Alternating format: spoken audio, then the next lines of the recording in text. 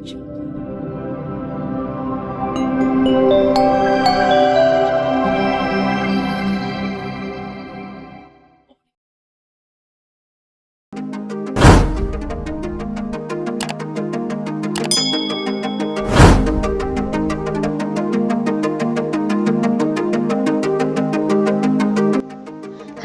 kita ketemu lagi di materi matematika. Terus channel ini supaya kita bisa mengikuti materi-materi yang asal mulanya dianggap sulit menjadi mudah. Kali ini kita akan belajar logika matematika yang merupakan pernyataan-pernyataan yang tersusun lebih dari satu pernyataan. Kita akan kenali disjungsi, konjungsi, implikasi, dan biimplikasi. Disjungsi adalah pernyataan yang dibentuk dari dua pernyataan yang kita sebut P dan Q yang dirangkai atau dihubungkan dengan kata hubung atau dan ditulis P atau Q, demikian. Nah, bagaimana mengenali nilai kebenaran dari disjungsi? Kita akan coba melalui pernyataan berikut ini. 3 adalah bilangan pecahan atau 3 adalah bilangan genap. Bagaimana kita menentukan nilai kebenarannya? Coba kita lihat pada tabel berikut ini. Terdiri dari pernyataan 3 adalah bilangan pecahan bernilai salah. Q adalah pernyataan 3 adalah bilangan genap juga bernilai salah. Pada tabel nilai kebenaran salah untuk P dan Q salah, maka nilai kebenaran dari pernyataan tersebut bernilai salah. Lihat pada tabel yang saya lingkari, itu merupakan kunci untuk tabel kebenaran disjungsi atau pernyataan dengan kata hubung atau.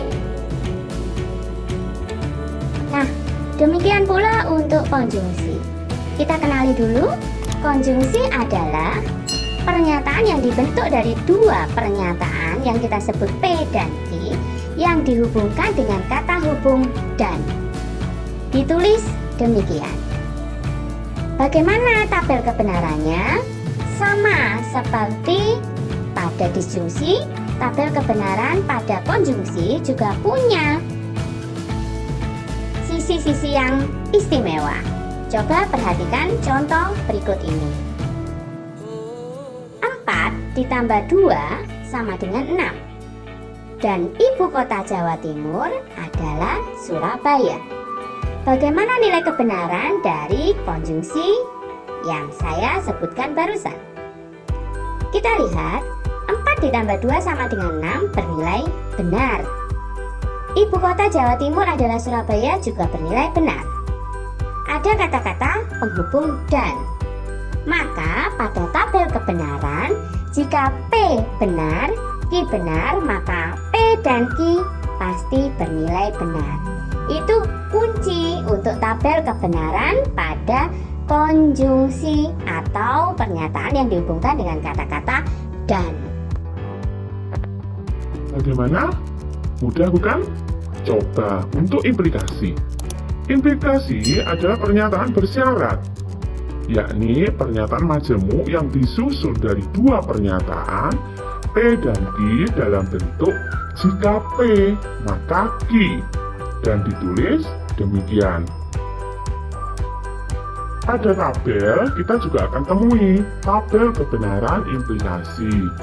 Pada tabel kebenaran implikasi ini kita akan temui bahwa jika dua-dua pernyataan P dan Q bernilai sama, pasti benar.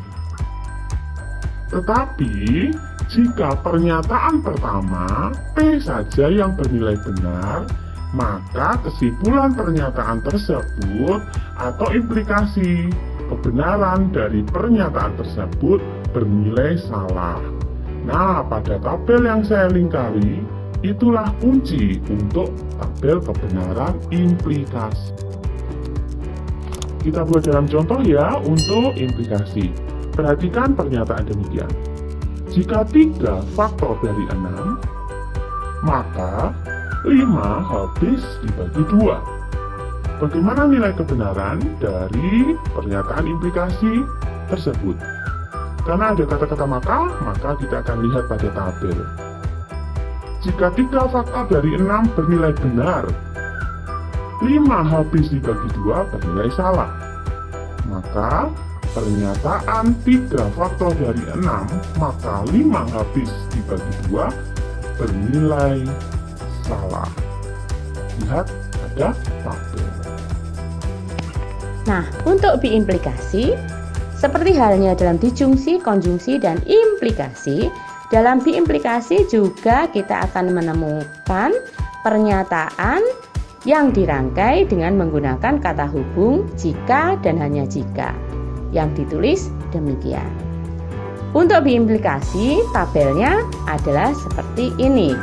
Kuncinya terletak pada pernyataan P dan Q yang bernilai sama. Jadi, jika dua-duanya bernilai benar atau kedua-duanya bernilai salah, maka biimplikasi tersebut memiliki nilai kebenaran yang benar. Nah, mudah bukan? Kita bisa kenali nilai-nilai kebenaran dari pernyataan yang disusun lebih dari satu dengan menggunakan kata penghubung. Kita rangkum untuk kata penghubung atau kuncinya jika kedua pernyataan bernilai salah, maka nilainya salah. Yang lain pasti benar. Kedua, jika kita menggunakan kata hubung dan kita tinggal lihat, jika dua pernyataan bernilai benar, maka pernyataan tersebut pasti benar, yang lain salah. Ketiga, untuk implikasi, jika pernyataan pertama bernilai benar dan pernyataan kedua salah, pasti nilai kebenarannya salah, yang lain benar. Terakhir, untuk diimplikasi, jika kedua pernyataan sama nilainya, pasti bernilai benar, yang lain salah.